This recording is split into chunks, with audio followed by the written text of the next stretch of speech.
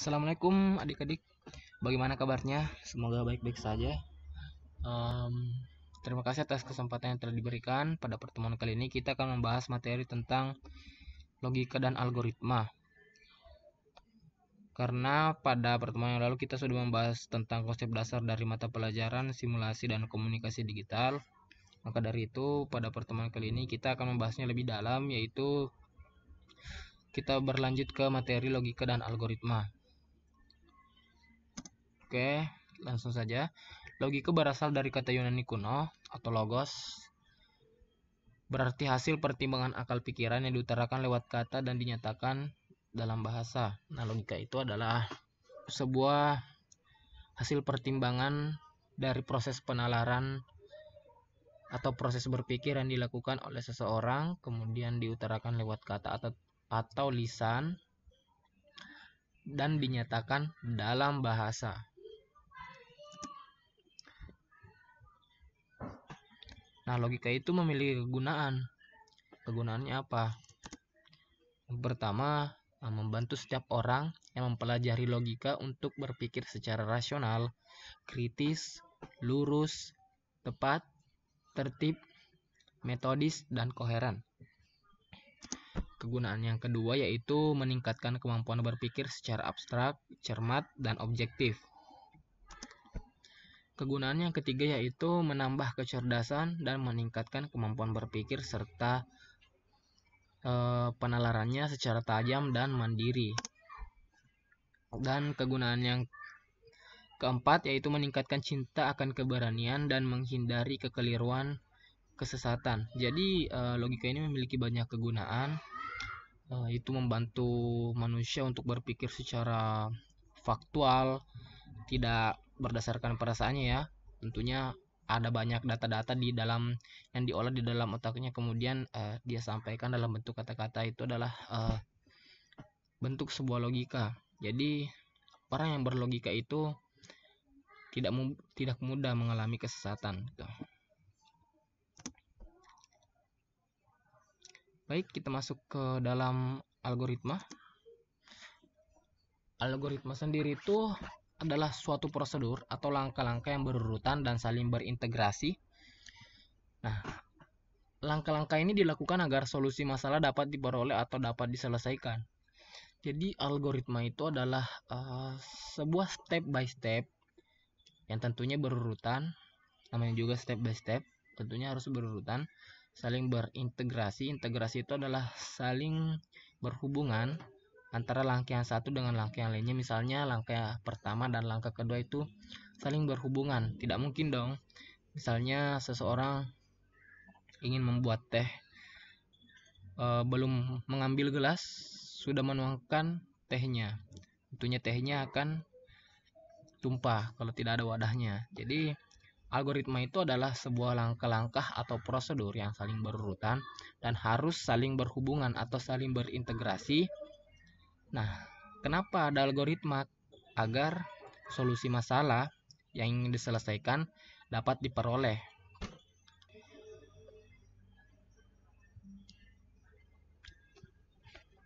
Nah, algoritma ini memiliki beberapa bentuk dasar. Yang pertama, algoritma sekuensial. Yang kedua, algoritma perulangan atau looping algorithm.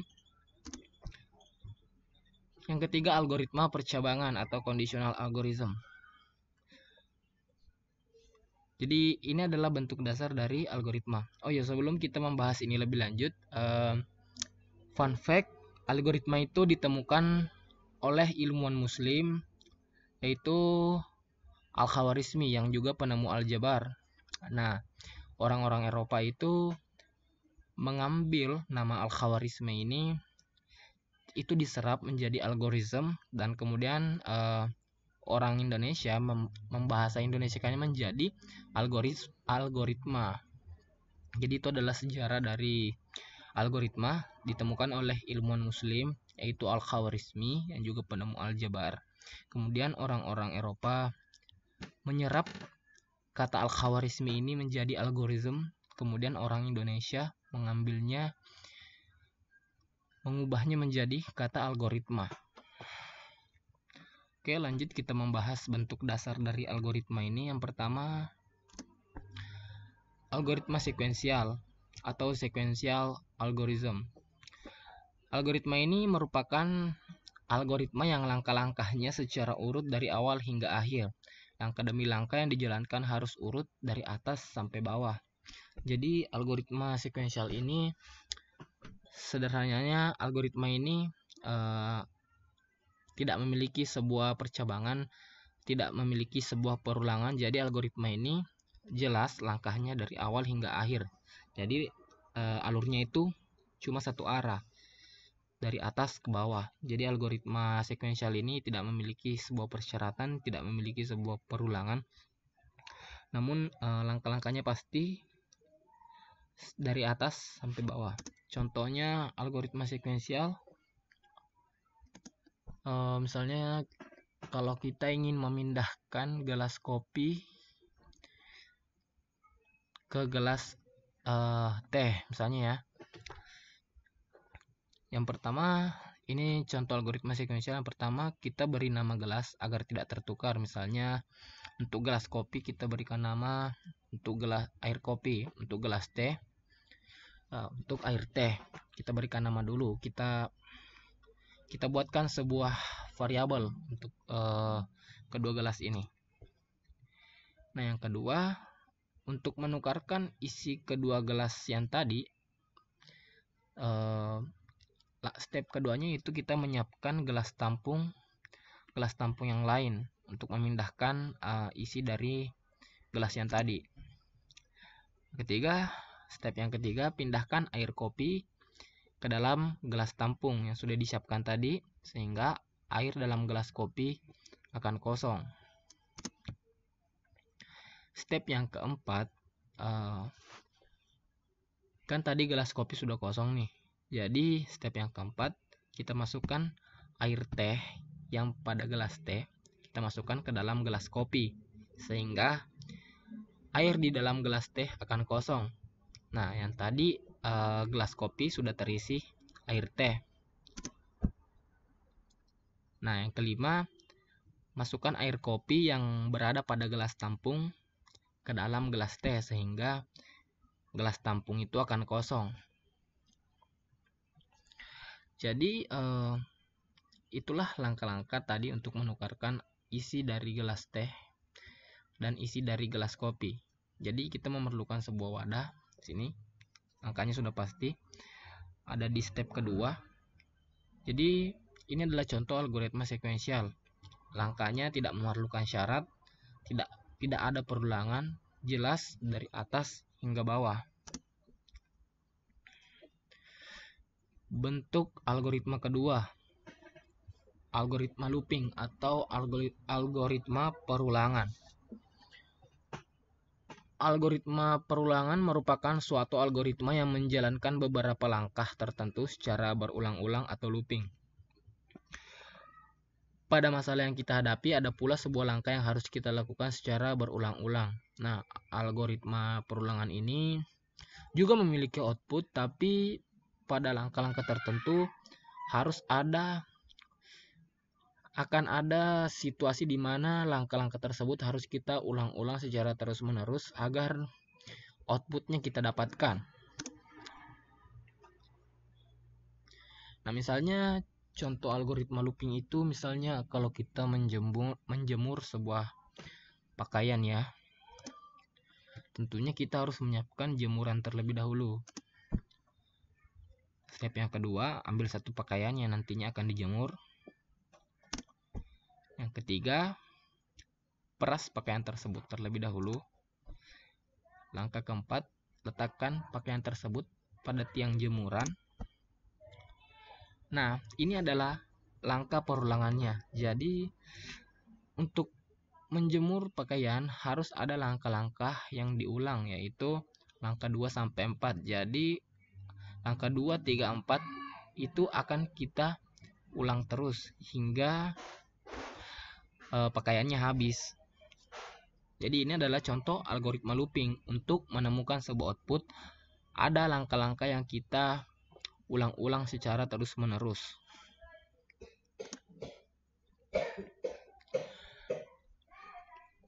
Terakhir ada algoritma percabangan atau conditional algorithm, merupakan algoritma yang menjalankan langkah berikutnya apabila terdapat syarat yang sudah dapat dipenuhi. Nah, ini tadi yang saya bilang, algoritma ini adalah algoritma yang nanti muncul sebuah persyaratan agar langkah berikutnya dapat dilakukan atau dapat diselesaikan.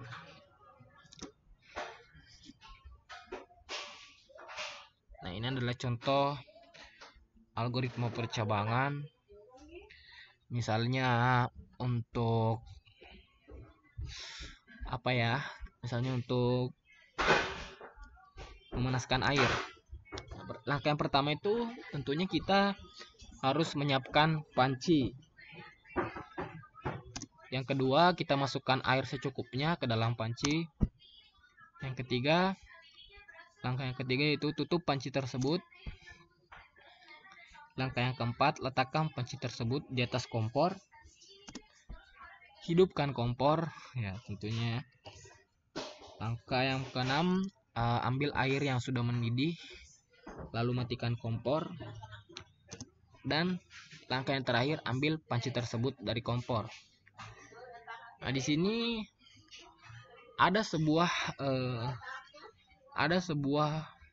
persyaratan yang harus dilakukan, yaitu kita fokus ke dalam poin yang keenam. Apabila air sudah mendidih, lalu matikan kompor. Ini step yang keenam ini adalah sebuah contoh dari algoritma percabangan, karena di sini memerlukan sebuah syarat harus mendidih, lalu bisa kompornya dimatikan. Nah, kalau tidak mendidih, kompornya belum bisa dimatikan. Jadi itulah algoritma percabangan, adalah algoritma yang memiliki syarat untuk melanjutkan step berikutnya gitu. Nah, seperti yang nomor 6.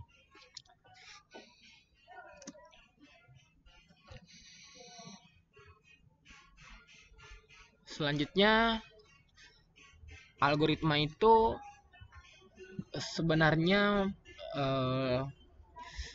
kalau dibilang langkah-langkah, memang iya langkah-langkah, namun algoritmanya sendiri itu memiliki kriteria. Kriterianya itu apa?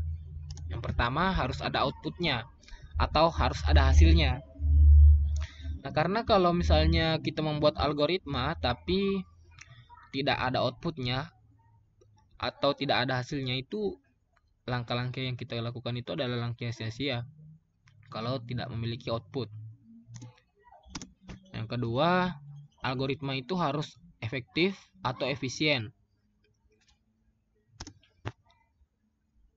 Yang ketiga, jumlah langkahnya berhingga. Jadi, algoritma yang baik itu adalah algoritma yang langkah-langkahnya berhingga.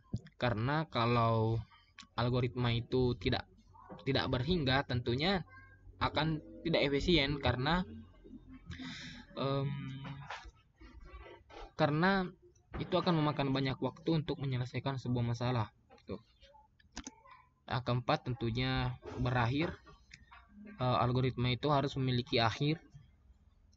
Dan yang kelima, harus terstruktur, harus tersusun, harus sistematis dari atas hingga ke bawah. Tidak boleh ada langkah-langkah yang saling bertukar.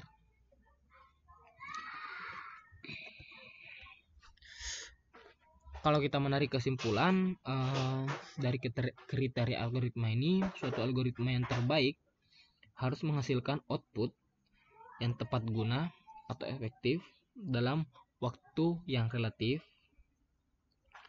serta penggunaan memori yang efisien dengan langkah-langkah yang berhingga, dan prosedurnya berakhir baik dalam keadaan diperolehnya solusi ataupun tidak ada solusinya gitu. Jadi pas terakhir hasil akhir dari algoritma itu akan terpampang nyata bahwa apakah algoritma ini memiliki dapat menemukan sebuah solusi atau tidak.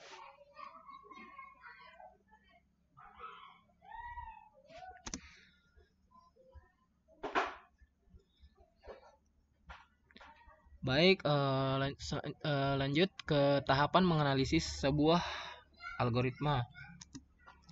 Yang pertama, bagaimana kita merencanakan sebuah algoritma. Nah, sini kalau kita ingin menganalisis sebuah algoritma, itu kita lihat dari bagaimana cara merencanakan suatu algoritma. Jadi, sebuah algoritma itu apabila direncanakan dengan baik, tentunya algoritma itu akan memenuhi sebuah kriteria yang untuk kriteria yang memenuhi untuk algoritma yang efisien. Yang kedua, tahapan menganalisa sebuah algoritma itu bagaimana cara menyatakan sebuah algoritma. Nah, di dalam menyatakan sebuah algoritma ini ada 3 cara. Yang pertama itu dalam bentuk pseudocode, yang kedua dalam bentuk flowchart, dan yang ketiga dalam bentuk program. Nah, flowchart dan pseudocode itu akan kita bahas minggu depan. Jadi untuk pertemuan kali ini kita hanya membahas tentang materi logika dan algoritma tadi. Jadi cukup sekian untuk pertemuan kali ini. Semoga bermanfaat. Wabillahi taufiq wal hidayah. Wassalamualaikum warahmatullahi wabarakatuh.